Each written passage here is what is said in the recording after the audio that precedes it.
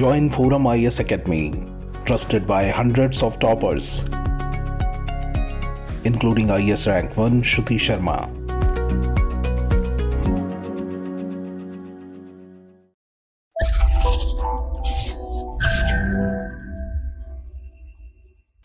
Hello everyone, welcome back to daily current affairs quiz by forum IAS. Daily जो current affairs important है prelims 2023 के लिए, उसको हम एमसीक्यू के फॉर्म में डिस्कस करते हैं और डेली हम 5 टॉपिक्स डिस्कस करते हैं। और जिसका हिंदी मीडियम ऑफ राइटिंग है वो हिंदी में भी देख सकता है, इसका ट्रांसलेशन अवेलेबल है स्क्रीन पे। आज का पहला एमसीक्यू है आधार के बारे में। Consider the following statements. Statement 1, Aadhaar data can only be shared between government departments with the prior informed consent of the citizen. Statement 2, Aadhaar holders can use their Aadhaar for private sector purposes only after verifying the company's reliability from the government sources. देखिए, अभी तक जो particularly after आधार judgement जो आधार का data है, ठीक है, आधार का जो डाटा है वो सिर्फ गवर्नमेंट डिपार्टमेंट्स के बीच में ही शेयर हो सकता है। Of course for welfare purposes, for identifying the beneficiaries. Government को ये परमिशन होना चाहिए लोगों का आधार डाटा यूज करना, प्रोवाइडेड कि गवर्नमेंट्स कंसेंट ले रही हैं सिटीजन्स का जिसका डाटा यूज किया जा रहा है। तो पहला स्टेटमेंट करेक्ट है। जहां तक प्राइवेट सेक्टर की बात है स्टेटमेंट 2 में, तो प्राइवेट सेक्टर के साथ आप अपना डाटा शेयर कर सकते हैं, आप अपना वॉलंटरी डाटा शेयर कर सकते हैं, लेकिन प्राइवेट सेक्टर मैंडेटरी नहीं कर सकता। या इट मींस ऐसा नहीं हो सकता कि प्राइवेट सेक्टर आपको कुछ सर्विस डिनाई कर दे जस्ट बिकॉज कि आप आधार उसके साथ शेयर नहीं कर रहे हैं। ठीक है, तो सेकंड स्टेटमेंट इनकरेक्ट है। करेक्ट ऑप्शन होगा A1 only. Question number 2, consider the following statements. Statement 1, the essential services maintenance act can be used both by central and state governments. Statement 2, according to the International Labour Organization, employees in the essential services have the right to strike. देखिए कैसे contradictory दिख रहा है यहाँ पे बात हो रही है एसेंशियल सर्विसेज की और यहाँ पे बात हो रही है राइट टू स्ट्राइक की। पहला स्टेटमेंट करेक्ट स्टेटमेंट है। इंडिया में जो एसेंशियल सर्विसेज हैं, अब एसेंशियल सर्विसेज क्या क्या हैं? Health care,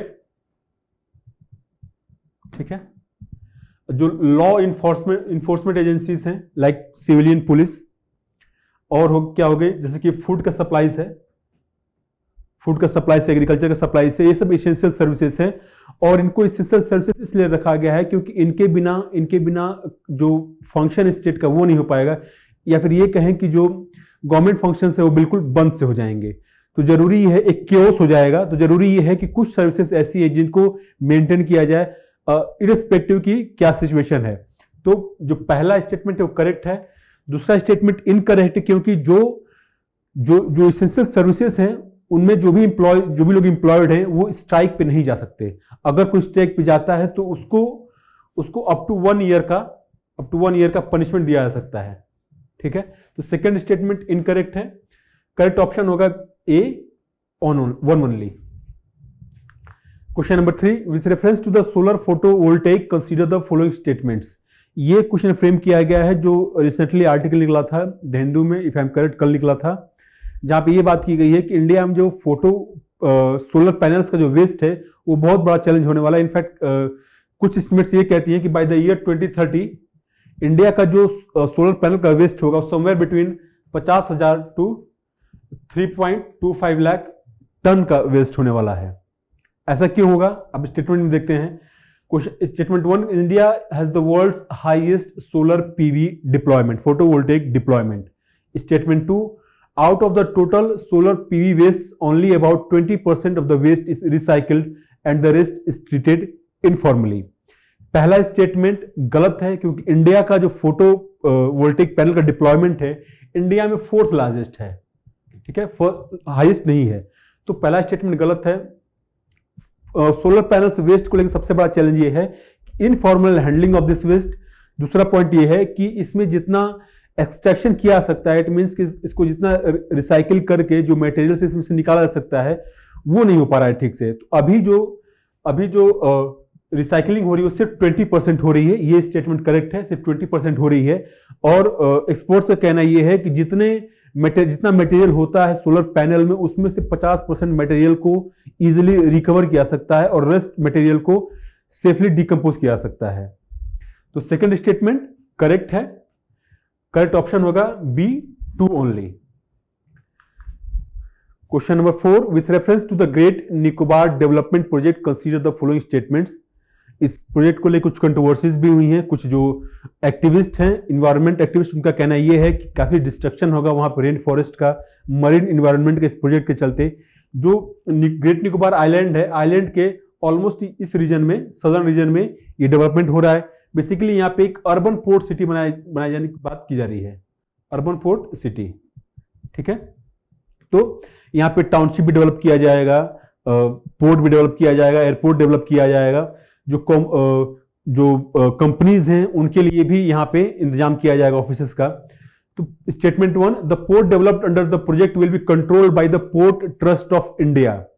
statement 2, the project will be implemented bye Andaman and Nicobar islands integrated development corporation.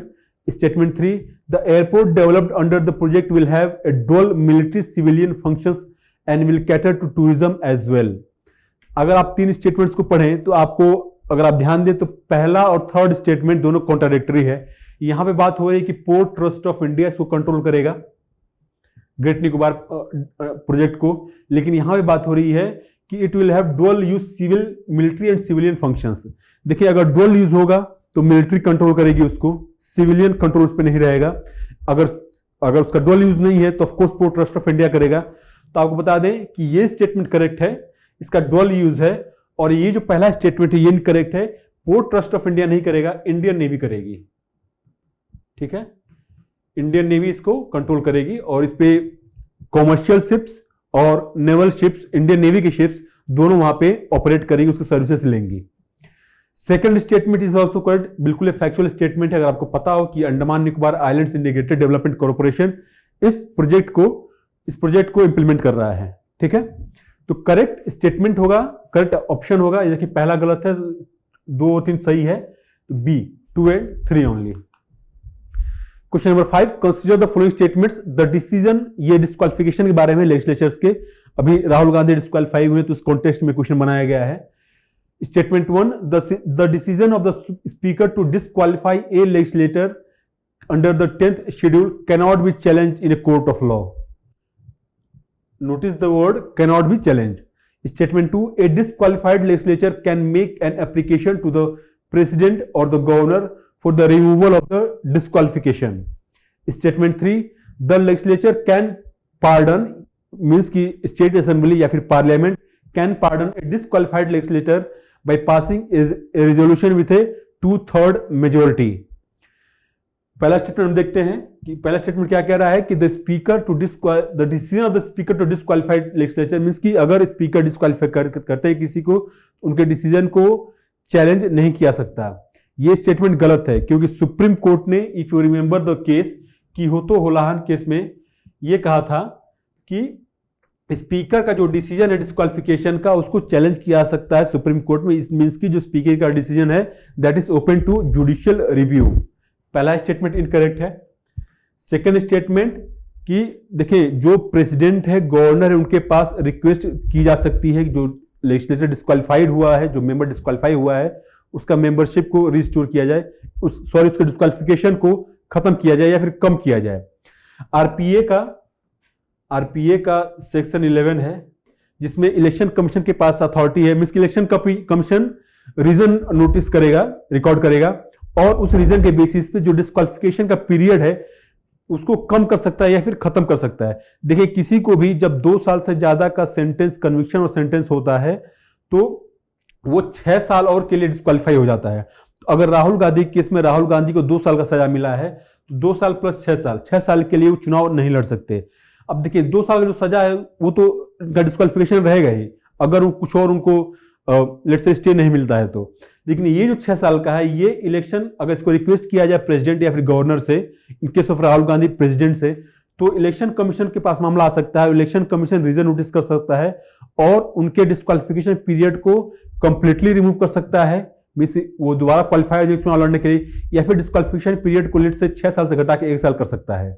ठीक है, एक एग्जाम्पल मैं आपको दूं, प्रेम सिंह तमांग, PS तमांग,